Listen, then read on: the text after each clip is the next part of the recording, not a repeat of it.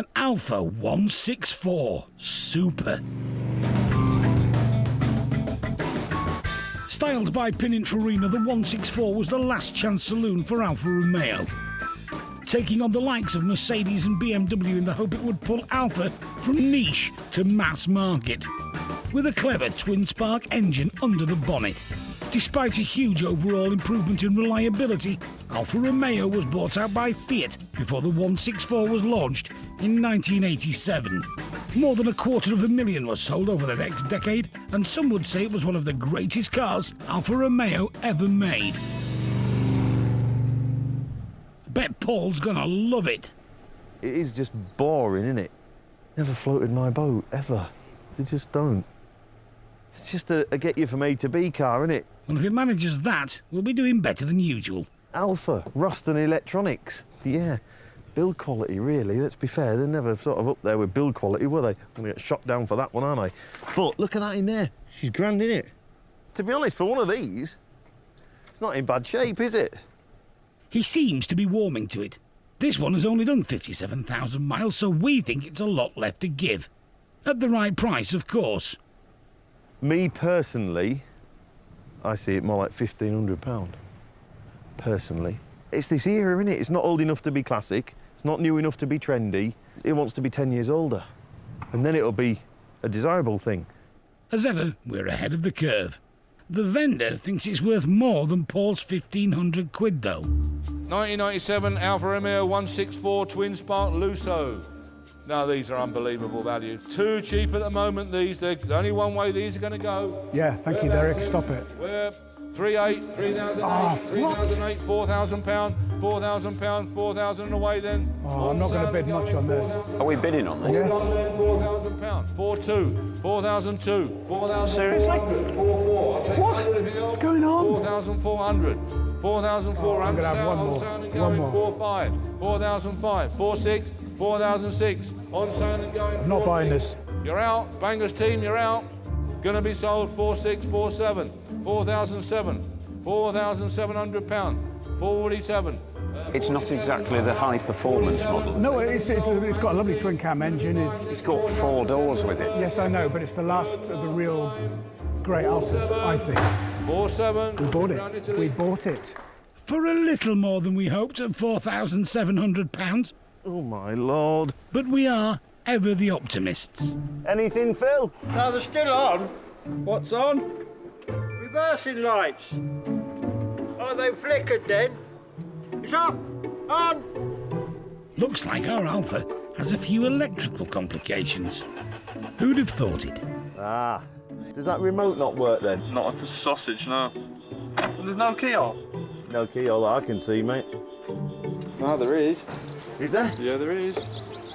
Well, these boys, look, they're useless, aren't they? Just do that. Just do that. I thought that was glued on. That felt glued, that. What's the Nothing. Other than that, it's not a bad car if it starts, was it? No. Tried inside. But it's an Alfa Romeo.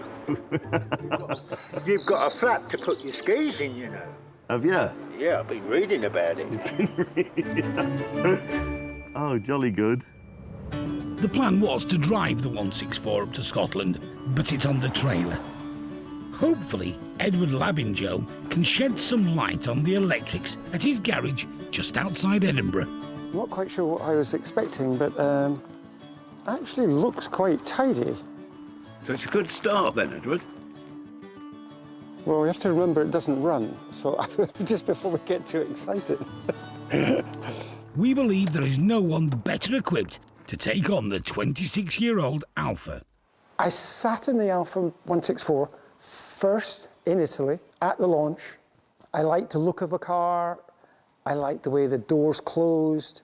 I was already familiar with the V6 engine, but the way the car was put together was quite impressive.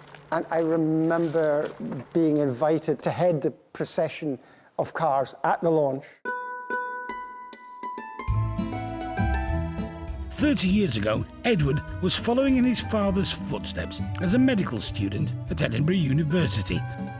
But cars were his real passion. From the early 60s, he built, raced and sold hundreds of sports cars, mostly made by Alfa Romeo. And the cars had spirit, in part because of that funny Italian seating position. Sitting a bit closer to the wheel, the knees apart, you realised you could just feel yourself going down that Alpine pass on the way to Milan. And anyway, I got to enjoy them. And he still does, at the ripe old age of 81. OK, the moment of truth arrives. Edward will have Karol Dabrowski working alongside him. All the joints underneath has been sealed. Yeah. So whoever had this car knew all the bad points. And they've taken care of that. They take care of it.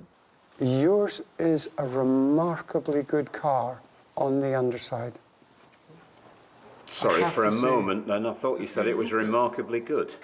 This is the best one that I've seen, certainly in 10 years, yes. That's a surprise to all of us. Now, on to something we know is not working. Wow, OK.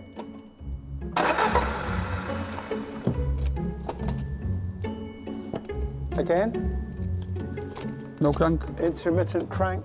OK, hold off for a moment. I'm going to stick a hand in and just see if we've got bad connection on the starter. OK. I've moved the wire. Do you want to try and crank it again? Yeah. OK, that's hopeful.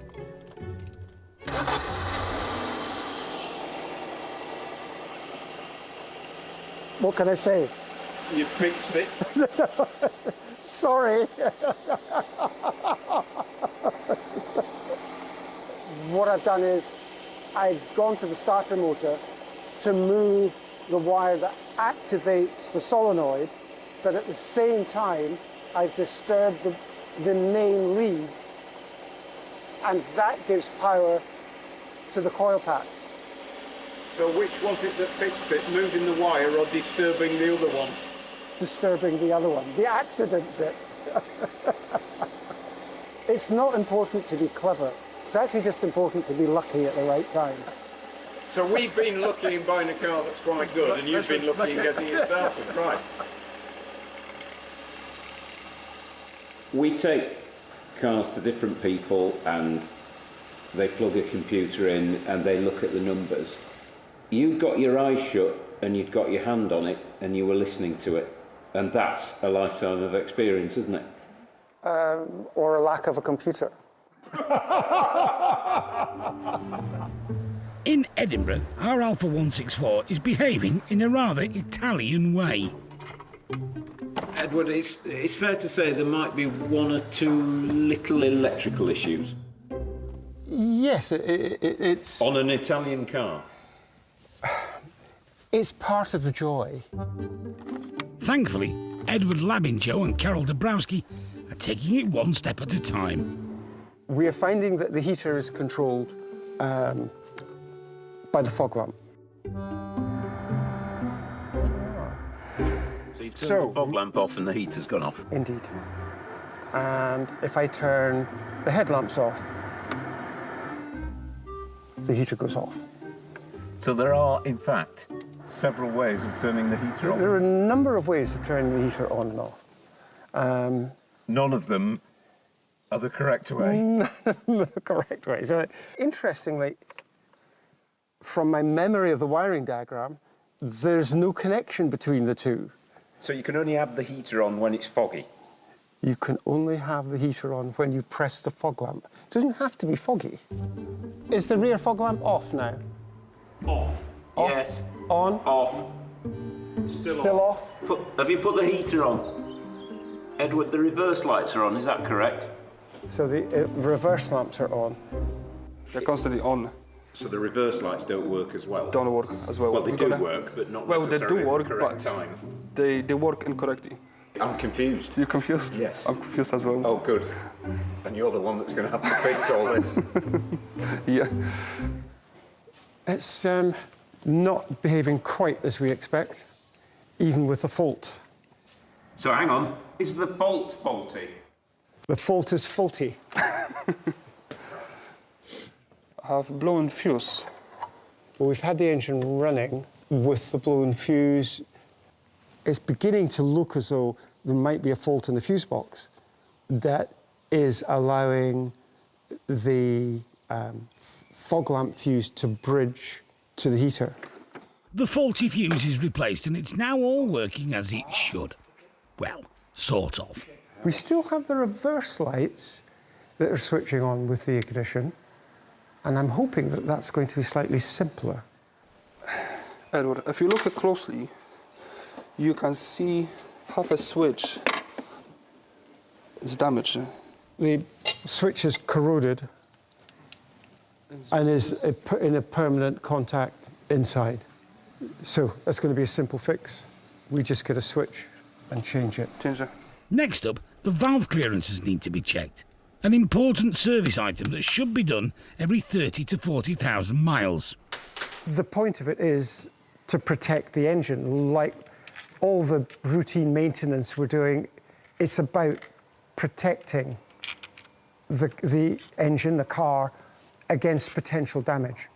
Carol, whilst you're working away, Edward's knowledge is just staggering, isn't it? It's incredible. I cannot describe how knowledgeable he is. Oh, well, yeah, you get to be old, making lots of mistakes. Well, I met a lot older people, and they never taught me that much. And one thing Edward has learned over all these years, Italian cars, even ours, are very, very special. Cars were integral to people's lives. It's a reflection of the culture. It's an extension of Italian culture. And yes, a little bit of unpredictability. So what? Back at Edward Labinjo's garage, just outside Edinburgh, our well-oiled 1997 Alfa 164 is nearly there.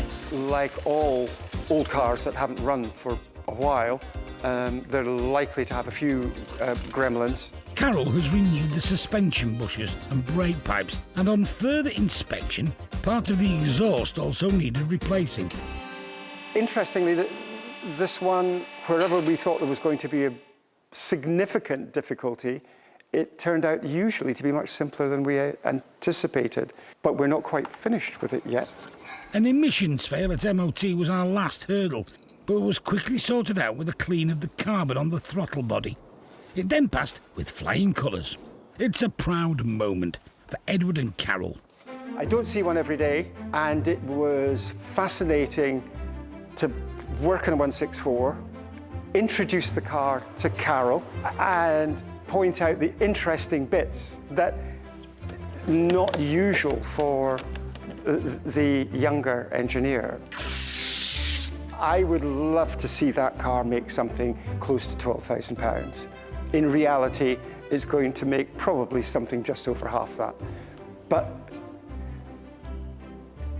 it perhaps has not been such a bad buy for you and will be a wonderful experience for someone else at that price. Let's see how it all stacked up.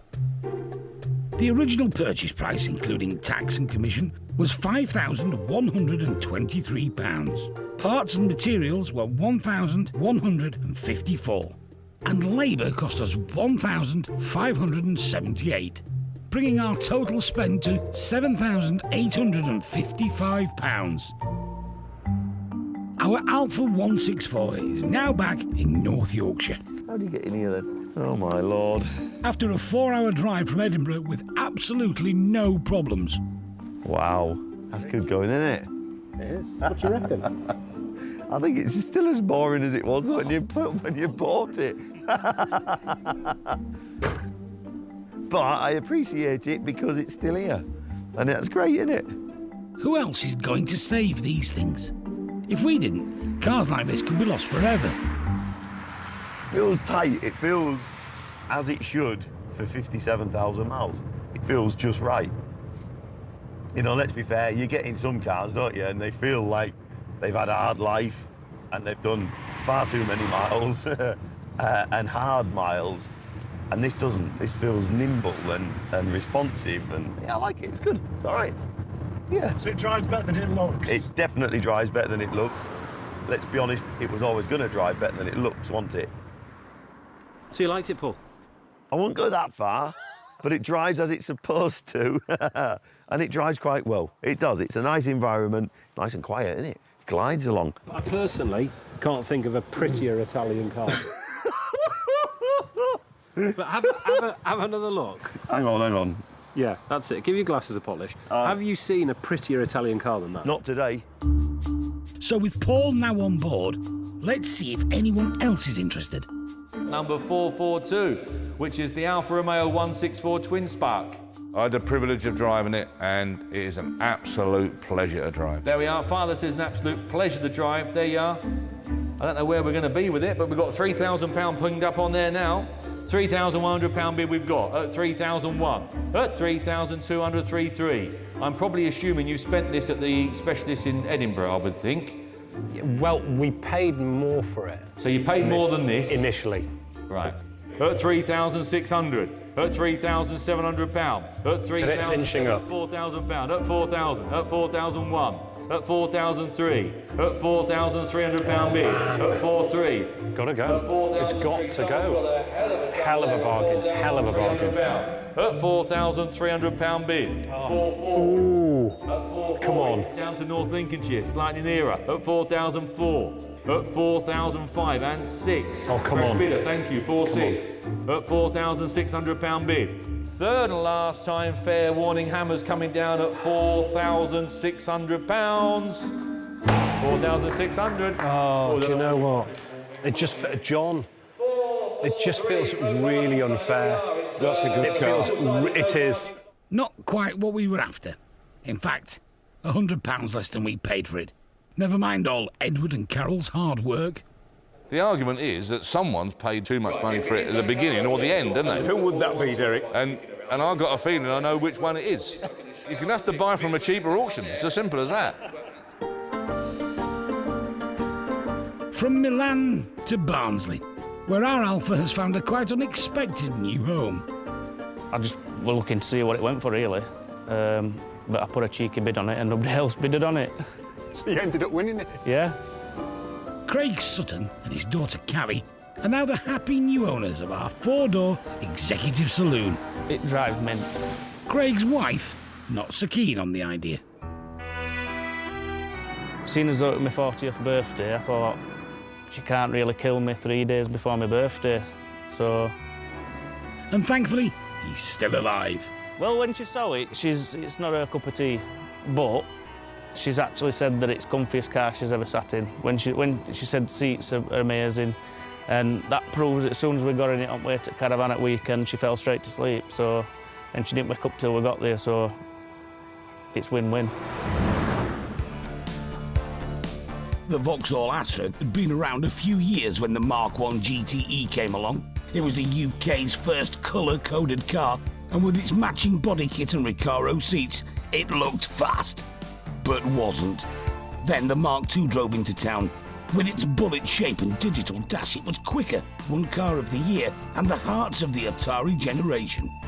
Then in 1988, the Red Top arrived. Nicknamed after its red rocker cover, the 16-valve Astra had drivers in a spin. One of the reasons there aren't many GTEs left. We need some advice before we buy. Most were stolen, smashed up, and all the rest of it and gone. So now they're at a premium, and whenever we come across or hear of a GTE, woof, I get well excited. So when a pink one comes along... Yeah, well, I mean, she's all pinky all round, isn't she? Doesn't bother me in the least. This, I'm sure, will come back. If it don't come back, you have to paint it, fair enough. Look at that easy repair on there. Simple. Level car. Perfect buy, that. Excellent. All we need to do now is not get carried away at the auction. Lot number 418, 1990 Vauxhall Astra GTE 2 litre. Wants a little bit of weekend work, as you can see, a little bit of tea-cutting and polishing on the front there. Where then? 4,000. Rob, 4,000, 4,5. 5. 6,000, £6,000, he says 6,000. Out, Rob, internet 6-1. 6-2, 6,002. 6,300. 4, 6-5, back in. 6-6, 6,700 on the internet. 6,007, 6,800. 6-9, 7,000. 7-1, 7,100. 7-2, 7,200. Well done, well done. Very, very well done. Sold to the Bangers and Cash team. Good luck with it. 7,200. The result of a common condition known as auction fever. I could see when it's looking nice and lovely and smart and mint, you've got 8,000 or 9,000 quid's worth there, I would think. Possibly a little bit more. Might even get into the tens. It's a sobering lesson. But for now, we're going to plough on and turn out the best car we can. We're sending this one to the Motorist near York. A sort of A&E for classics where enthusiasts can chat about valve timings and ogle some very nice cars. This is where our £7,000 Astra GTE has come for life-saving treatment. Near side seat. Consultant Charlie Gabb will be carrying out the initial health check. Well, first impressions, it's what's that, you know, but when you look through the milkiness of it... The pinkness? Yeah, it'll make something. But it's a case of getting it up in the air and it could be a different story underneath. Having overpaid for the car like amateurs, £4,000 would be more like a nice figure to me. We could do without any surprises. Could be absolutely a wreck underneath, or it could be amazingly good. There might be some swearing, there might be. Well, it's not my car, so I'm not bothered.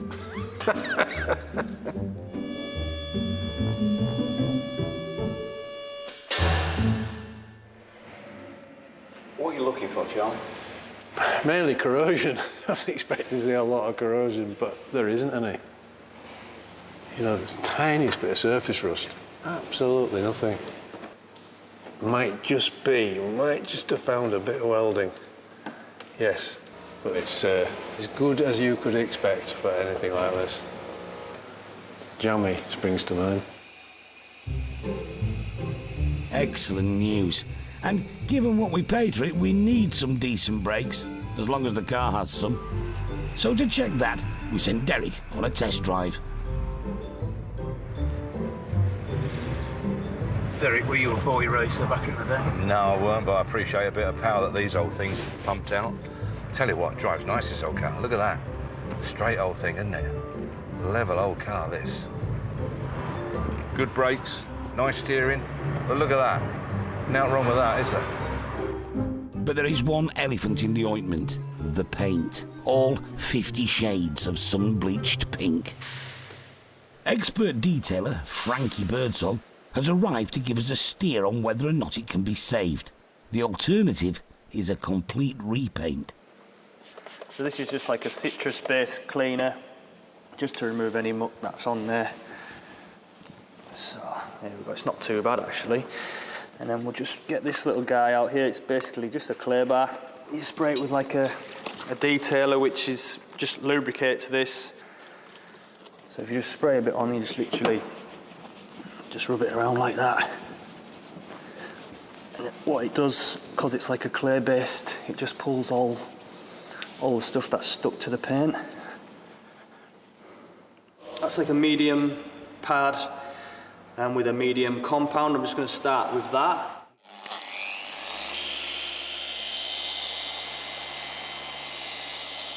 Start off with the heavier cut, and then the refining stuff just really makes it pop and brings the gloss. And we'll see what's achievable with these two pads and compounds, and then we'll know what we're working with from there. I'm pretty happy with how it's turned out. You bought this car to sell on and make profit, so if I was a potential buyer and I turned up and the car was as glossy as this, I'd be over the moon with it. So there you go. It's a surprising transformation, but Derek's not a fan of old red paint. My experience tells me that that will go bleached again within a matter of weeks. So at the end of the day, I bet you'll wind up paying it. Our 1990 GTE is having its innards taken out by Charlie's brother, Bill. Bill, you're pulling your car to bits. Yeah, well, it'll fall apart in a minute. Is it that bad? Yeah, the roof lining's had it, to be fair. That's going to need recovering. But the rest of it, the trims have come out okay. You know, I don't think we'll need any bits. This car has been renamed the Ashtray GTE due to the pungent smell of cigarettes. There's some steam cleaning ahead. It has had a bit of damage in its past. This arch is rotted out and that one hasn't. Generally one side will do better than the other. Yeah. As more trim is removed, some biscuity metal is revealed.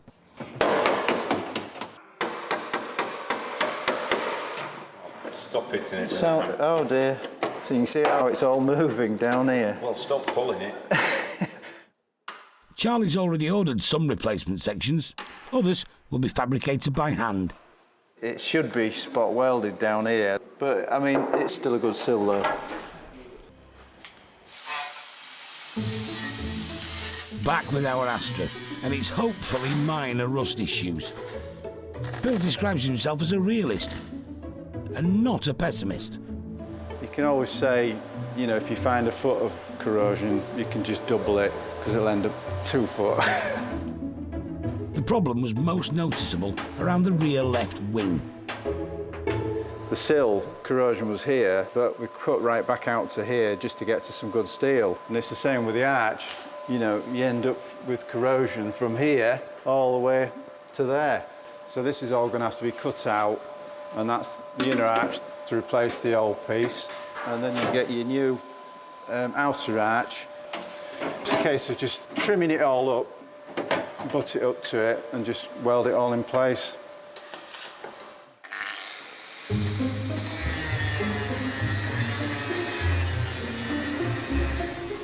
There's progress up at the front end too. The engine has been given some TLC. We've put new cam belts on it, new water pump, antifreeze, just everything you'd expect on a service. It's now just missing a few bits. The intake hose at the minute we are struggling with to try and find one.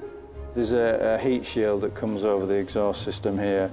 You can obviously see it's missing. But everything else, yeah, we've got what we need really.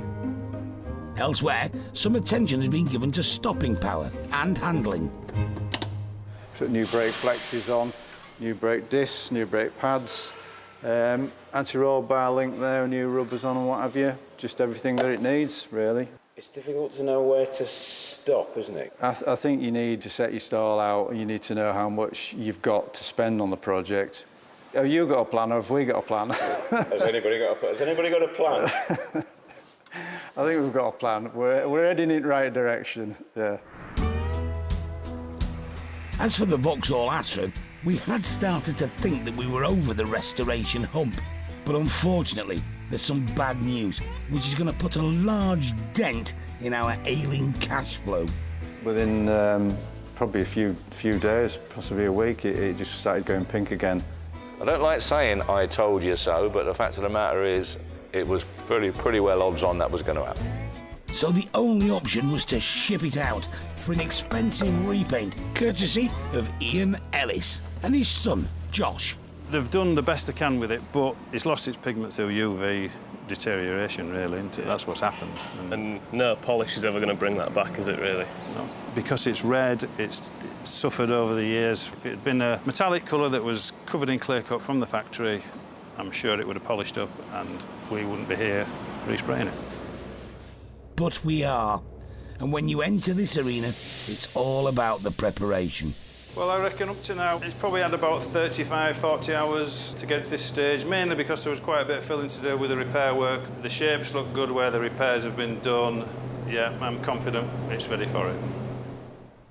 The colour will be just like the original.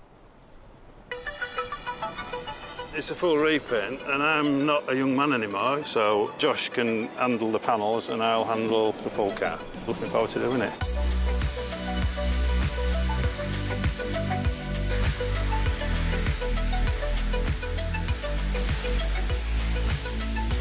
It's an old school hot hatch.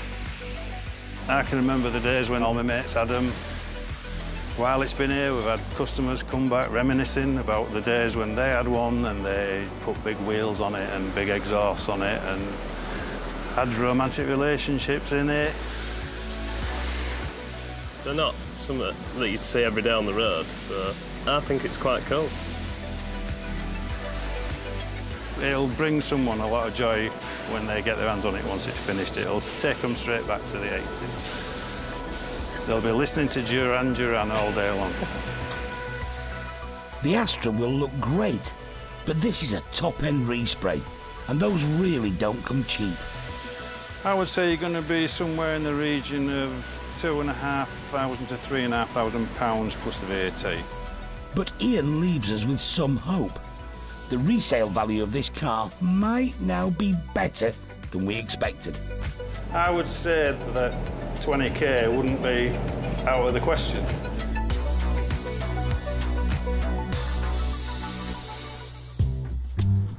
A couple of days later, our Astra GTE returns triumphantly to the workshop. It's no longer pink.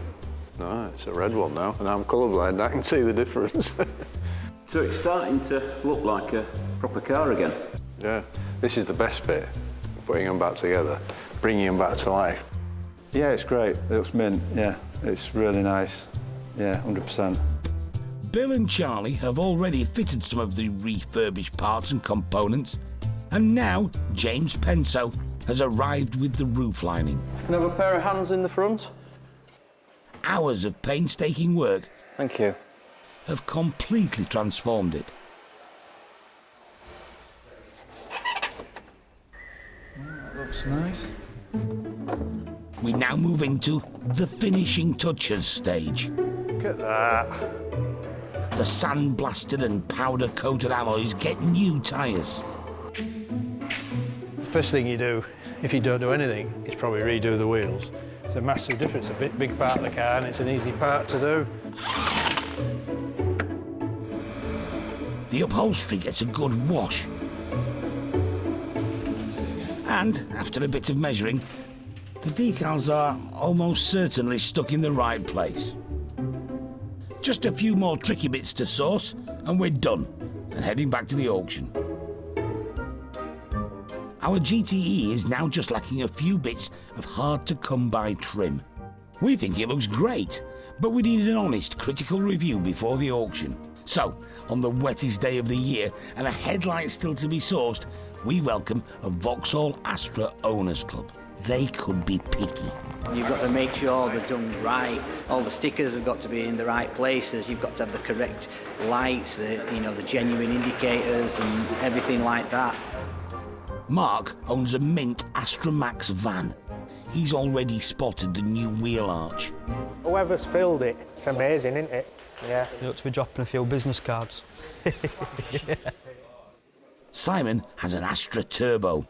He's concerned about an important accessory. That's not the original stereo in here. No, you need the original radio cassette. But I like it a lot. Somebody would be very happy to own it. I think it'd look better in my garage. Would to it? be honest with you, yeah, definitely. Not a bad reception, but the question we've so far avoided asking is, how much is it worth now? Car dealer Alan Symes knows the market. Digidash. And he owns a GTE. About 15. You should achieve that at auction, being finished the way it is. And do you think there'll be a lot of interest in it? I would say so, yes. Yeah.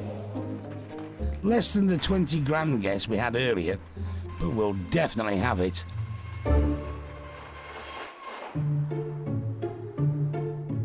The finances on our Astra GTE are a bit worrying.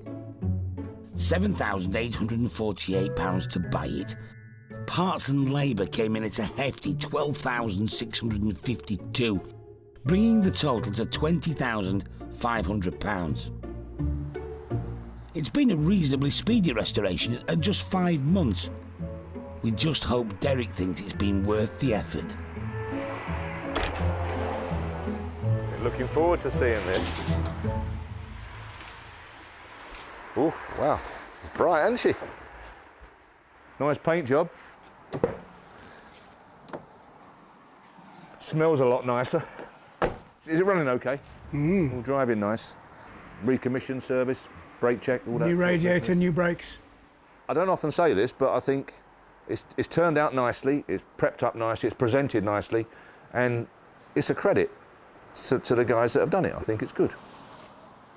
Money-wise, I think it'll romp away at 9 to 11. Ouch! With 20 grand in it, that's a bit of a shock. Normally we wouldn't go looking for a second opinion, but needs must. So we're giving Dave and his spaniel a chance to cheer us up. Yeah, he's wondering what's going on. He's thinking, oh no, he can smell the mistakes from here. Look.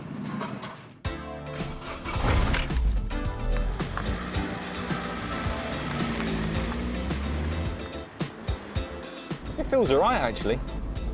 Yeah, this feels fair. This will go well.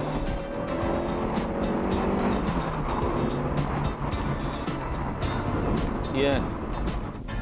It rides along nice. It's not too severe on the road. There's not loads of rattles and bangs and knocks and everything else. Yeah. No, it feels right. I don't think you could really have done much better. I really don't. 15 grand. I think it could. There's only one way to find out. Lot number 70 is the Vauxhall Astra GTE. There we are. We've got some interest on the books and some interest there, I see, Jack. £8,000, 9,000, 10,000 at the back. Fresh bid. Thank you, David. 10,000. 11,000. 12, says Meg. At 12,000. 13,000. 14,000. 14,250. At 14,250. £14,500. 750. 15,000. Meg's telephone bid at 15,050. And 150, 15,150, and 250 at 15,250.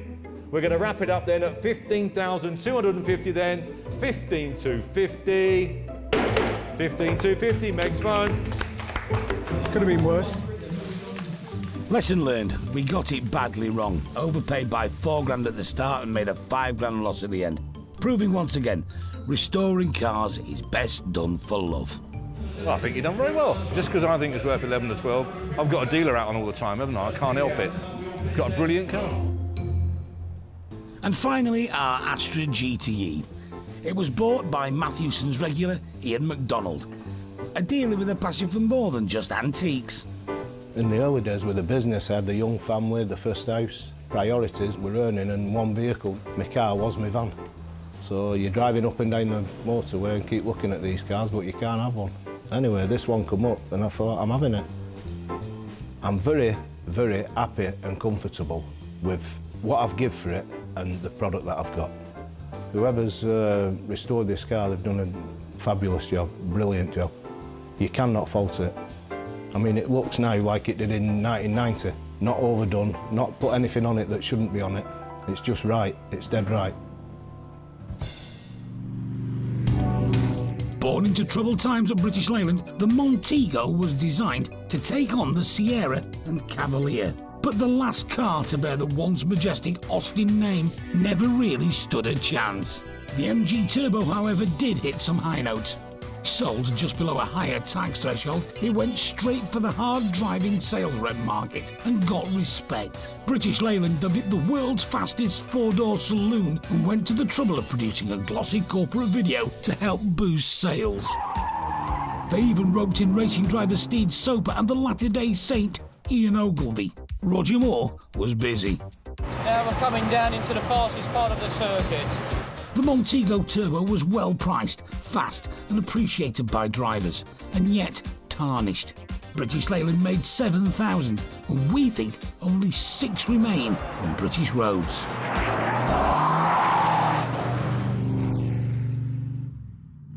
Correct me if I'm wrong, but it looks very much like a turbo sitting in there, where it should be under there. Carburation is in the back. and a lot of it. And around here, not a bad old wheel arch, look. Spoiler's still in decent order by the looks of it. The bad news is that the Montego's paint will need some attention, but there's a consolation prize in the boot. If you bought a Cortina, you only got one engine. Montegos, you got two, of course. And generally speaking, you needed them both. But maybe this is a good one, eh? Because it's got bubble wrap round it. Derek seems enthusiastic, and he's more than happy to offer us some guidance. Buy it for 1,500 quid, spend 8 grand on it, and sell it for 4.5. That's the joy of restorations. With Derek's forecast ringing in our ears, we choose to ignore it and head for the auction. 1986 MG Montego Turbo. Right colour, right spec. Internet's buying 3.8, 3.9, 3,900. 4 on the internet. 4.1, 4,200, 4,200, 4,003, 4.4, 4.5, 6. On its way. 4,006 on my left. 4,650. 4.7, 4,007. I thought you would. I'm going to sell it. 4,007. Sold in the room. 4,007. Well done. And that's sold to the Bangers and Cash team. And the best of luck with it. Well done. No favours there. We've paid more than expected, but the plan still might work. We've got to now finally realise that we've got a whole new generation of buyers coming through. So consequently, MG Montego Turbos are going to be fetching more than Rolls Royces. We're shipping it out to the Motorist near York. Enthusiasts come here to talk about dry sumps and wet clutches.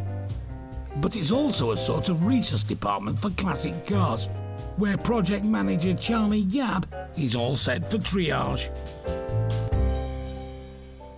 What was wrong with them back in the day, and what do you remember about them? Rusting all over. And the only reason this one is still here is because it's not been on the road since it was 8 years old. Amazing that it survived. The interior is nice-ish, just dirty. There's no question it needs painting. Next, quite a long shopping list of parts we hope we can find. Well, there's no plugs in it, there's no cam belt on it, there's no alternator on it, and there's no starter on it. Put a battery on it just to see what works. And what did work? The lights. The easiest thing to do is to rebuild the engine in the boot and then take this out and swap all the ancillaries over to that.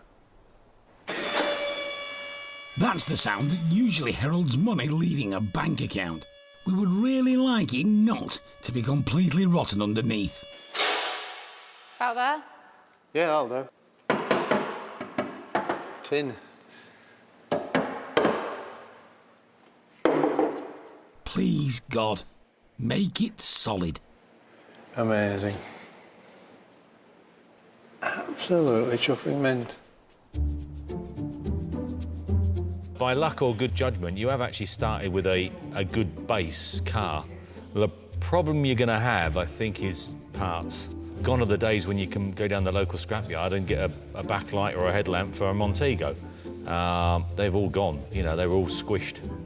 Bit of luck you might find them, but they're going to cost you.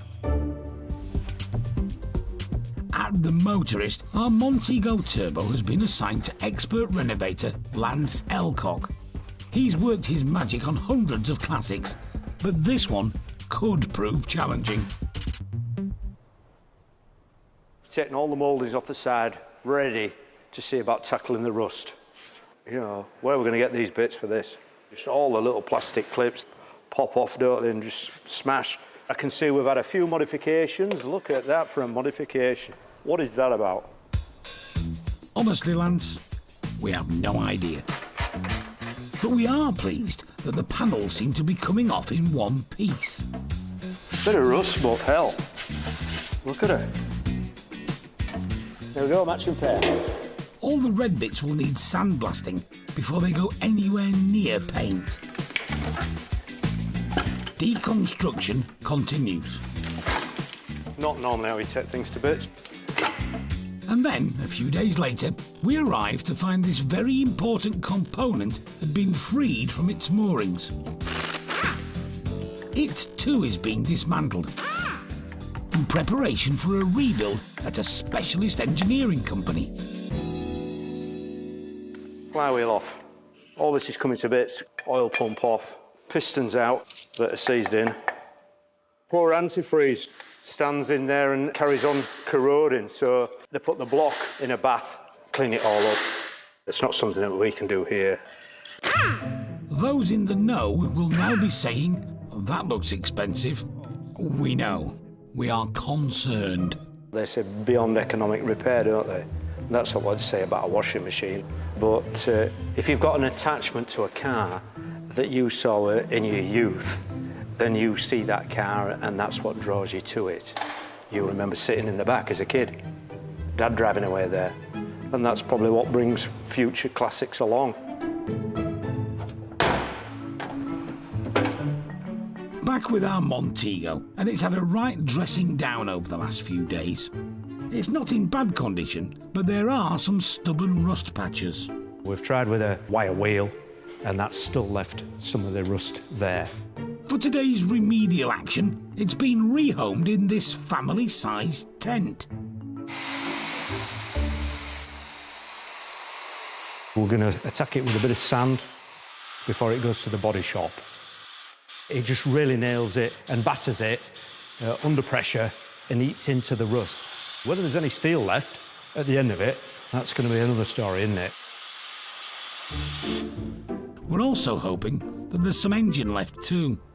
It hasn't been started since the 90s, so we've shipped it down to Castleford for a complete health check. Grandfather and grandson duo Jim and Reese have saved hundreds of power plants from the scrapyard crusher. You could tell it'd been stood a while. Well, it's an old engine. It's a long time since we did one as old as that. Nice motors. We're looking forward to doing it. The cylinder head was cracked, so it'll be replaced. We're hoping the block can be salvaged. First job, oil pump. That's gone.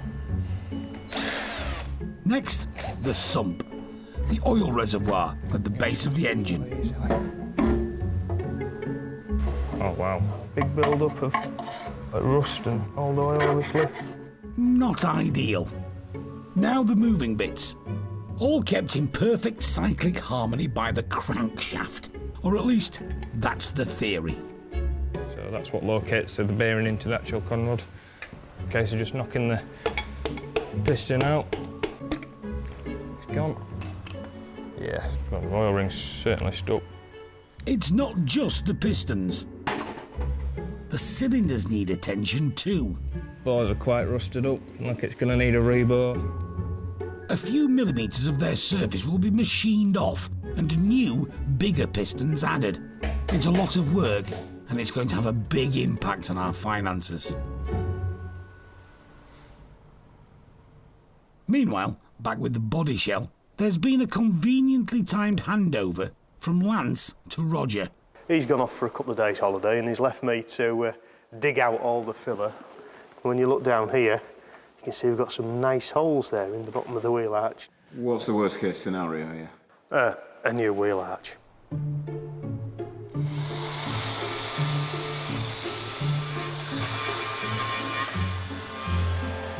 It doesn't take long to confirm that someone's been busy with the polyester resin. Roger, you've gone grey. Well, it's inevitable. I'm getting old. It's this job. Over the next hour, there's lots of action with the wire wheel. So much, in fact, that Roger almost completely disappears in a blizzard of dust. If I could see it, Roger, what have we got? Yeah, what have we got? Well, we've got a wheel arch that's absolutely peppered with holes. So in an ideal world, you'd be chopping the arch out and welding a new arch panel in there. It's finding the panel. And for a moment, we thought we had one. The Montego is a car that hardly anyone has bothered keeping parts for. So Roger, Charlie and Lance made an executive decision. Charlie was sat down looking on Facebook one night and he saw two of these up for sale. So we've now bought them? You give £1,800 for both cars. We need a new windscreen. Also, there's a bit of trim You can't get this piece for love nor money. But we've just paid 1,800 quid for that bit of trim. Yeah. And the rest of the stuff. The consolation would have been that we could have pilfered some wheel arches. But Roger's got some bad news. They all appear to be solid, but so did the one on our car. Ideally, you'd want a new arch. You can cut an arch out, but you're more than likely going to distort the metal. So it's better if you could get a freshly pressed arch to go on. Have you got a freshly pressed? No, but we're working on it. In Sherburn, thanks to a bit of online shopping, the Montego is now sporting new filler-free arches. Other parts, like the fuel tank, were saved from the bin. We sent it away to a specialist and it's treated on the outside and the inside. It wasn't cheap, but it should be reliable. Meanwhile, Derek's tipped up, a bit earlier than we expected. Yeah, that's the most important thing. I'm glad you got that. Yeah, it's gone to town with this, haven't you, so far? I know it looks in a state, but actually it's a solid motor. Yeah, solid old car. Yeah, looks a sound old lot, doesn't it? Surprised to see it in this state? Yes, I am, yeah. It's going to be a very, very expensive, a very, very losing car, financially. And just hope and pray that there's 2 guys or 3 guys there on the day that cannot live without a Montego MG. A few weeks later, the Montego finds itself wrapped up like a Christmas turkey, ready for some coats of Targa Red, courtesy of Ian Ellis in York. Bit of a trip down memory lane for me. I used to work at the local MG Rover dealer. They were very rare in the day, and most of them rotted away. So the fact that this one's still here is quite remarkable. Modern paints require workarounds to get the same depth of colour as the old-fashioned lead-based ones. Red is particularly tricky. To make it cover better, we're going to use a ground coat of a dark grey over the top of the primer.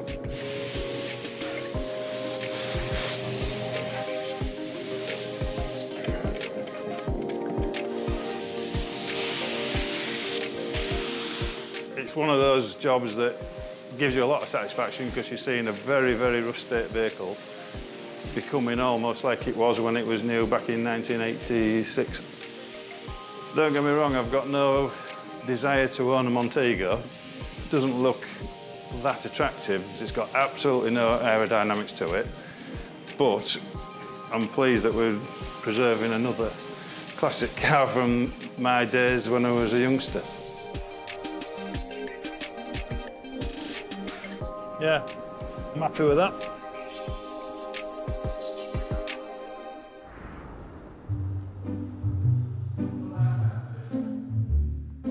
It's 7 months since we bought the MG Montego Turbo. The paint is better than it left the factory, and the upholstery has been cleaned to the right shade of grey. It's looking spanking. Yeah, it's looking very nice, isn't it? Yeah, you can't see where we've put them arches in at the back. Even one of our sacrificial donor cars has proved useful. The old rims, you can't put ordinary sized tyres on those, like metric and imperial. So we've pinched the wheels off there, we're going to have the wheels refurbed and pop the tyres back on that one. For the brakes, it was always going to be a full rebuild. Got the calipers, to the old ones that have been refurbed. Nobody's making the new ones anymore. All cleaned up, powder coated, new seals. Going to go on here. And after 2 months away, much of it sitting in a pickling bath, our engine is back. It's basically had a full rebuild. Rebar, new pistons, new bearings in the crankshaft. It's had an oil pump. It's been machined on the top. So yeah, we're sort of like ready to stick it back together. On with the gasket. Just make sure we get this the right way around. Yep, that looks okay. So we're having to use the original head bolts, but they're in good condition. When we come to the tightening sequence, you know, there's a special order to put them in. Each engine has its own preference. Deviation can result in a bad seal and loss of compression. you go. I think the next thing is we'll put the cam belt on the front so that the engine's timed up and there's not going to be any damage while anything's being turned. Most people would have no idea what all this stuff is. But the surprising thing is that even someone like Bill occasionally has his doubts. So have we any idea where that's going to go? Yeah, well, this is the thing, you see, that's how it's been taken off. So it clearly goes through somewhere else.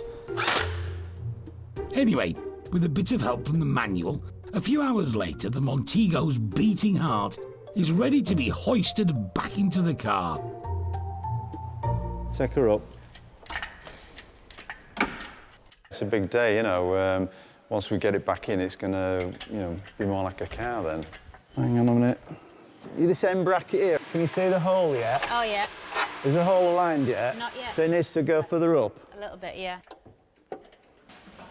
That's it, that'll do. Right.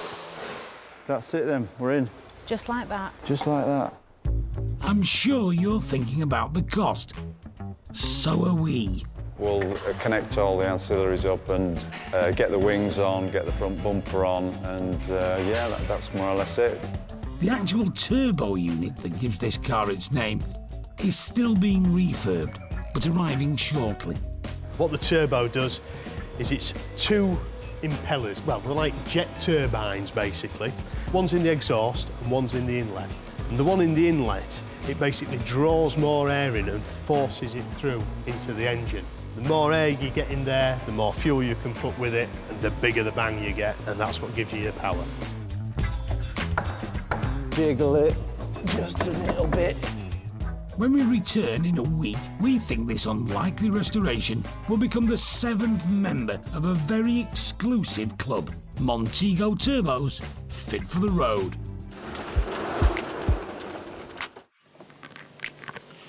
Can you give Zan Craig? Try not to pour it down my leg. At the Motorist, our Montego Turbo is ready to leave the workshop. Roger's changed his tune. When the Montego came here, first off, I thought, who the hell wants one of them things? But it's the nostalgia for people in my age group.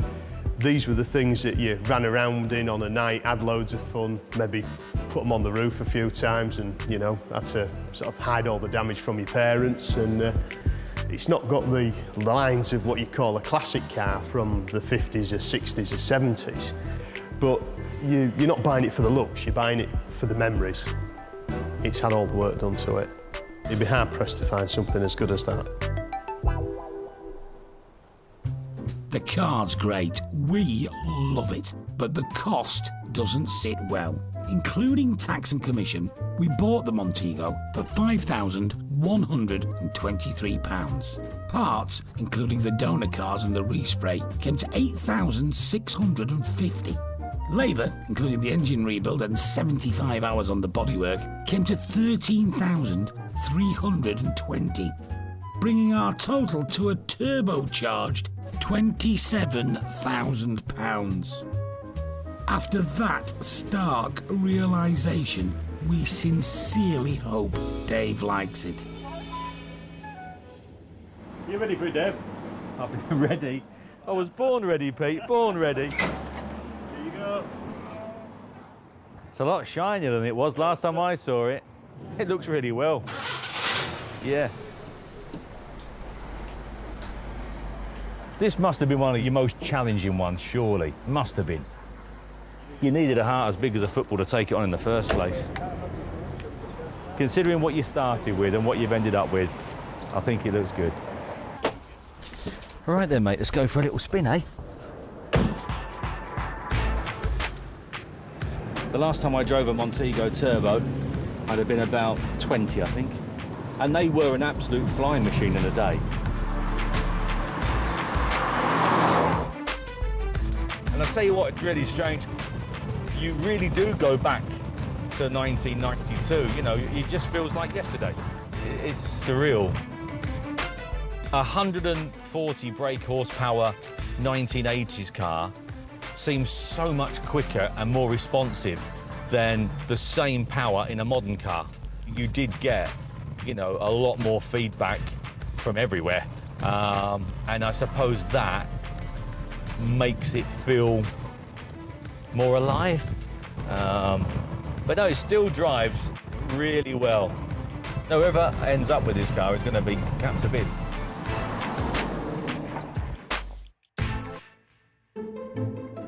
So here we have the 1986 MG Montego Turbo. I hope the buyer has been and seen it, because if he has, then he's going to be over the moon with it.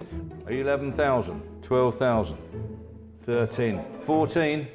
You struggle to find another one as nice, I'll tell you. 14.5, 15 he says, 15.5. The best thing about this job is that you've saved this MG Montego. That's what it boils down to. That's a credit to you. 16, 16.1. 16.1, Andy's sweating here, 16.1. Is there a nurse in the room? Yes, 16,100 all done then, 16.1. 2, 3, 16, 4, 16.5, 16.6, 16.7, 16.7, 16.7, 16.8, 16,800, 16.9, 16.9, 16.9 for the first, 16.9 for the second, third and last time, are you sure you're all done? 16.9. Sold, 16,900. Oh, I need to go and lie down. We're nowhere near a profit, but we're still proud of the car we've brought back to life. And 17 grand for a Montego is definitely some sort of achievement. Yeah, I think that's fair, isn't it? Probably more than fair, really. I think it's a good shout. It was one of the first purchases, wasn't it? You were finding your feet, weren't you? Those few early cars, the buyers of those have got themselves good value for money cars, haven't they? Derek wants to see us in his office. How did you do with a Montego? Terribly, of course, but when you consider how rough that car was and how you went about the restoration and ultimately how much you spent, you could have easily lost 15, 20,000 quid. So, in actual fact, you salvaged the situation fairly well. I think between all of us, from the purchase of the car through to the restoration of the car, through to the finding the customer at the end of the day, I think we all got together, we all gelled well, which is why you only lost 10,000 quid. Gold star or 100 lines then? I think could do better, should be on the report, and I would think I would like to see you try harder next term, but you'll do the same thing again, because you'll forget. You see, because we do. And if we didn't do it, and loads of other guys out there, thousands of other guys out there didn't do it, we'd have no classic car movement. And so, hats off to them. Brilliant guys.